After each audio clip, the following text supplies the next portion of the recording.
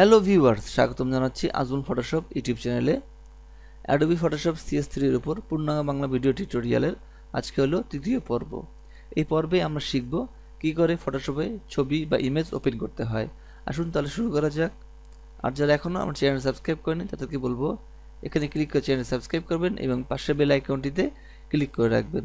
তাহলে যখনই আমি নতুন নতুন ভিডিও টিউটোরিয়াল তৈরি করব সেগুলো নোটিফিকেশন আপনারা পেয়ে যাবেন সবার আগে। যাই হোক, আমি এখন সরাসরি চলে যাচ্ছি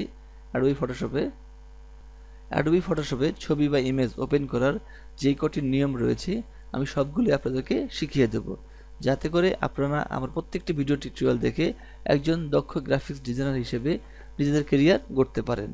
যাই হোক, সর্বপ্রথম যে নিয়মটি আছে সেটি হচ্ছে সরাসরি চলে যান, ফাইলে ক্লিক করুন, ওপেনে ক্লিক করুন।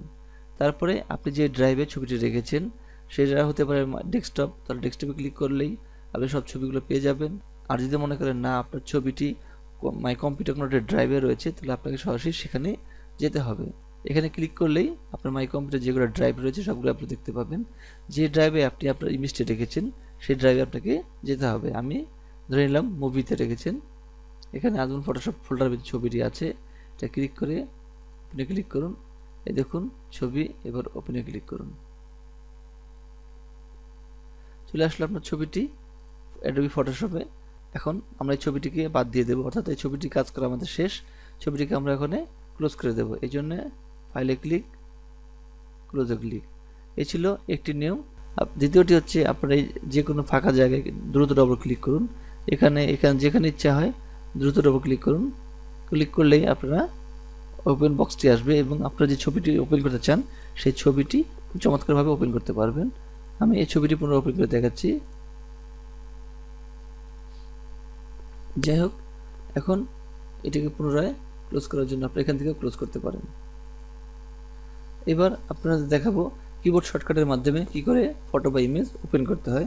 এই জন্য কিবোর্ড থেকে প্রেস করুন, কন্ট্রোল চেপে ধরুন এবং ও চাপুন, তাহলে ওপেন বক্সটি আসবে এবং আপনার ছবিটি যেখানে রয়েছে সেখানে আপনি যান। আমি ডেস্কটপে যাব, এখানে গিয়ে আজমল ফটোশপ, এখানে দ্রুত ডবল ক্লিক করুন। এবার এখানেও দ্রুত ডবল ক্লিক করুন, কারণ একটা দেখিয়েছিলাম যে ছবিকে ক্লিক করে ওপেনে ক্লিক করা, কিন্তু এখন সরাসরি ছবির কাছে গিয়ে দ্রুত ডবল ক্লিক করে ছবিটি ওপেন হবে। ওপেন হয়ে গেল। এখন এটি আমরা ক্লোজ করব কিবোর্ডের সাহায্যে। কিবোর্ড কমান্ড আছে, কিবোর্ড থেকে কন্ট্রোল চেপে ধরে ডাব্লু চাপুন, তাহলে ছবিটি ক্লোজ হয়ে যাবে। কিবোর্ড থেকে কন্ট্রোল ধরে ডাব্লু প্রেস করলাম, ছবিটি চলে গেল। এবার আরও সহজ উপায় হচ্ছে এটি মিনিমাইজ করুন। আমরা সরাসরি চলে যাচ্ছি ছবিতে। আপনি যখন 10টা 20টা 25টা ছবি প্রিভিউ দেখবেন, সেখান থেকে আপনার উল্লেখযোগ্য কয়েকটি ছবি প্রয়োজন, তাহলে আপনি এইভাবে করতে পারেন। দেখাচ্ছি, প্রিভিউ দিলাম। এখন এই ছবিটি আপনি ফটোশপ ওপেন করতে চান, এই কারণে কী করবেন, এটিকে মাউস রাইট বাটন ক্লিক করুন, ওপেন উইথ অ্যাডোবি ফটোশপ, এটিও সরাসরি ওপেন হয়ে যাবে। যাই হোক, এটি ক্লোজ করে দিলাম, এটিও ক্লোজ করে দিই।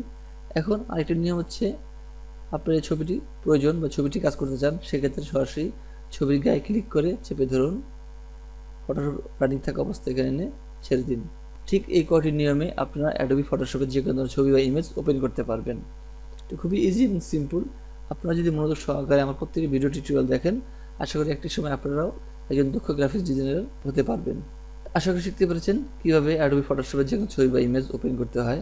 আবারও বলবো, যারা আমার চ্যানেল সাবস্ক্রাইব করেনি এখানে ক্লিক করে চ্যানেল সাবস্ক্রাইব করবেন এবং বেল আইকনটিতে ক্লিক করে রাখবেন, তাহলে যখন আমি নতুন নতুন ভিডিও টিউটোরিয়াল তৈরি করব সেগুলো নোটিফিকেশন আপনি পেয়ে যাবেন সবার আগে। সবাইকে অসংখ্য ধন্যবাদ।